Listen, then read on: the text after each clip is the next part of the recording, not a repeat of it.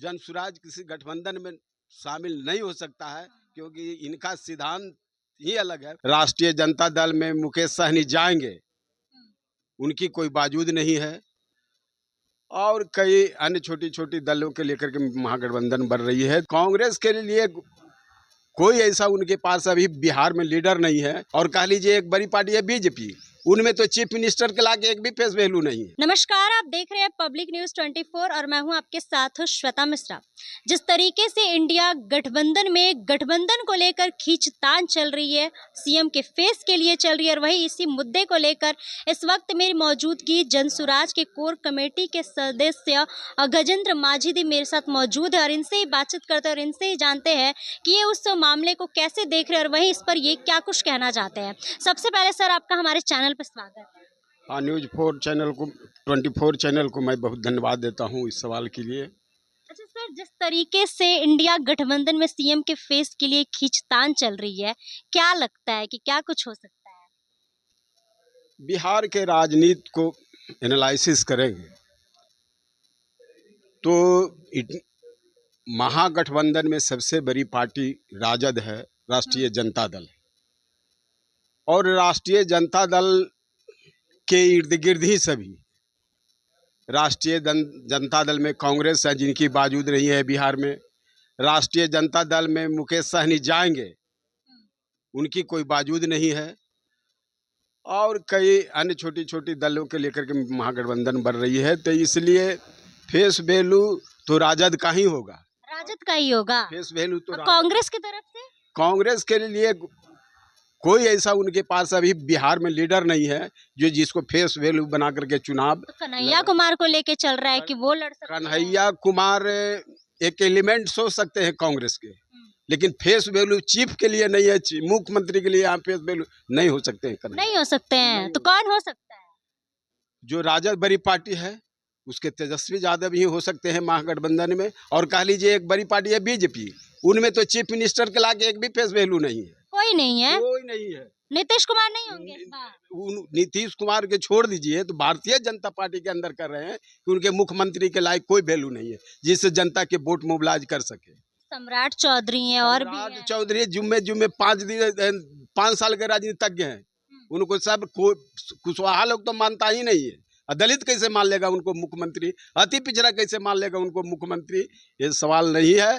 भाजपा तो खुद face value के लिए झेल रहा है, फेस वैल्यू के लिए झेल रहे हैं। क्या लगता है कि आप जिस तरीके से कह रहे हैं कि राजद की तरफ से, राजद बड़ी पार्टी है, तो तेजस्वी यादव ही रहेंगे? हाँ बिल्कुल, मुझे विश्वास लगता है कि राजद के उम्मीदवार और मुख्यमंत्री के फेस वैल्यू तो राजद बड़ी पार्टी होने के नाते मुझे अनुमान है कि तेजस्वी यादव ही होंगे। अच्छा, मुकेश सहनी को लेकर कहा जा रहा है, खबरें सामने आ रही है कि वो बीजेपी में शामिल हो सकते हैं। वो कहीं भी शामिल हो सकते हैं, वो सब बार्गेन दल बनाए हैं, बार्गेन परिवार के लिए, कुछ पैसे कमाने के लिए अपना बार्गेनिंग कर लेते हैं। अगले बार आपने देखा कि बीजेपी से समझौता कर रहा तो उम्मीदवार बीजेपी के था और कैंडिडेट इनकी थी, तीनों भाग के फिर चले गए भाजपा में। तो इस प्रकार से लेन देन के मामले में वह राजनीति करते हैं, तो ऐसे राजनीति टिकाऊ होते नहीं है। इसलिए मुख्यमंत्री के चेहरा तो कभी मुकेश सहनी हो ही नहीं सकते। मुकेश सहनी कभी नहीं हो सकते, कभी नहीं हो सकते हैं। जिनकी पार्टी कोई वजूदे नहीं, वो मुख्यमंत्री कैसे बिहार में हो जाएंगे? अच्छा, क्या लगता है कि जिस तरीके से आप इंडिया गठबंधन की बात हो रही है, महागठबंधन की, उसमें खींचतान चल रही है, बीजेपी में भी वैसा ही कुछ देखने को मिल रहा है? बीजेपी में भी अभी तक जो पुराने मुख्यमंत्री के फेस वैल्यू नीतीश कुमार थे, उनको भारतीय जनता पार्टी के लोग चाहता है कि विस्थापित कर दे, क्योंकि अब इनका दिमागी स्तर, दिमाग कमजोर हो गया है, अस्वस्थ रहते हैं, जिसके कारण लोग चाहते हैं कि विस्थापित कर दें मुख्यमंत्री पद से।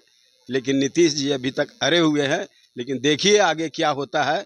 लेकिन बीजेपी में तो खुद कोई ऐसा फेस वैल्यू नहीं है जिनको मुख्यमंत्री के पद के लिए उम्मीदवार बना करके चुनाव जीता जा सकता है।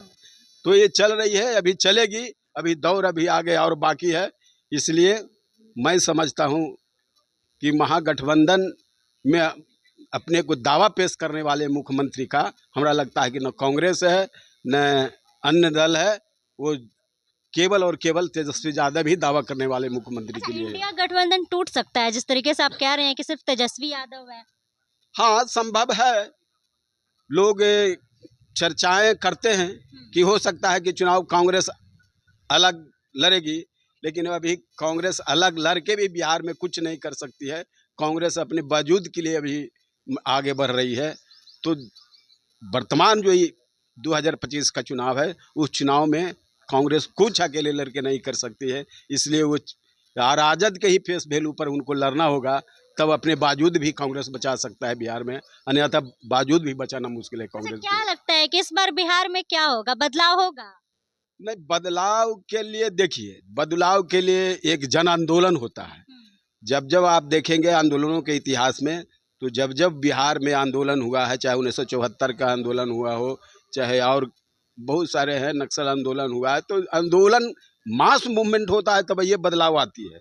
नहीं तो कुछ वोटों का समीकरण बदलता है, हार जीत होती है, लेकिन ऐसा नहीं लग रहा है बिहार में कोई इशू के लेकर के मास मूवमेंट हो रहा है और बदलने की प्रक्रिया में जा रही है, तो उस पर नहीं है। लेकिन कुछ वोटों का इधर से उधर होना लाजमी है। कुछ सत्ता में रहने से नाराजगी होता है, कुछ को वोटरों को प्रलोभन में लाया जाता है। तो इस प्रकार से कुछ ही वोट 5% बदलने के बाद भी सत्ता बदल जाती है, ये राजनीति में होता है। तो ऐसा कोई बिहार में कोई मूवमेंट या अभियान नहीं है कि जो निश्चित लगे कि सत्ता बदल जाएगी। तो ऐसा कोई कुछ नहीं है, लेकिन कुछ 5% वोटों का इधर उधर समीकरण होगा तो नीतीश कुमार की सत्ता बदल सकती है, बदल सकती है। बदल सकती है। क्या लगता है कि इस बार प्रशांत किशोर भी हैं? प्रशांत किशोर तो टोटल लोगों को समीकरण बिगाड़ देंगे। जो सत्ता के लिए अपनी सियासत के जो उम्मीद बाए खड़ा हैं, चाहे वह नीतीश कुमार हो, चाहे भारतीय जनता पार्टी के सम्राट चौधरी भी अपने खड़ा हैं कि हम भी मुख्यमंत्री हो सकते हैं इस उम्मीद में। इन लोगों के टोटल के समीकरण प्रशांत कुमार जी जनसुराज बिगाड़ देगी, और जनसुराज के बिना अगली सरकार 2025 के बन ही नहीं सकता है। ये जान लीजिए आप, जनसुराज एक ऐसा हस्तक्षेप कर दिया है बिहार के राजनीति में कि इनके सहयोग के बिना आगे की सरकार नहीं बन सकती है, नहीं चल सकती। अच्छा, 5 संकल्प लेके चल रहे हैं, ये संकल्प क्या लगता है कि पूरा हो पाएगा या फिर सिर्फ ये जुमलेबाजी हो रही है? सिर्फ ये कहा जा रहा है सरकार आते ही सब कुछ बदल जाएगा? पहले 5 संकल्प जो हमारा है या जनसुराज का है, उस संकल्प पर जनता खड़ी होगी तो अब हमारा टेस्ट तो बाद में, सत्ता के बाद में करेगी। चाहे मान ले मैं सदन के हस्तक्षेप करने पर मेरी ताकत होगी, तब वह एहसास करेगी। तो अभी से कयास लगाना ठीक नहीं है, लेकिन अगली सरकार जो होगी जनसुराज के बिना बन नहीं सकती है, मेरी पूरी उम्मीद है। तो जनसुराज क्या लगता है किसी गठबंधन में शामिल हो सकती है? जनसुराज किसी गठबंधन में शामिल नहीं हो सकता है, क्योंकि इनका सिद्धांत ही अलग है। और एक गठबंधन है जो महाजंगल राज से गुजर चुके हैं, जंगल राज से गुजर चुका है, और एक महाजंगल राज में प्रवेश कर चुका है। तो ये दोनों के बीच की हमारी राजनीति होगी, जो ये दोनों को शिकस्त देगा और दोनों को जवाब देगा। जनसुराज बिहार में आगे क्या बढ़ेगा। जनसुराज आएगा तो क्या होगा, मंगल राज की जंगल राज? पहले आने तो दीजिए सत्ता में, हम टोटल पॉलिसियां बदलेंगे। हम सरकार जो है जिस नीतियों से चल रही है, उन तमाम नीतियों को हम बदल करके बिहार को एक नए बिहार की दिशा में ले जाएंगे। यही हमारी उम्मीद है और जनसुराज का भी उम्मीद है। बहुत बहुत धन्यवाद सर। तो जैसा कि आपने गजेंद्र मांझी जी की बातों को सुना है और वही इनकी बातों से आप कितने सहमत हैं और इसके साथ ही आप लोगों की क्या राय है, कमेंट बॉक्स में अपनी राय जरूर बताइएगा। फिलहाल इस खबर में बस इतना ही। ऐसे ही तमाम खबरों के लिए बने रहे हमारे साथ और देखते रहे पब्लिक न्यूज़ 24। धन्यवाद।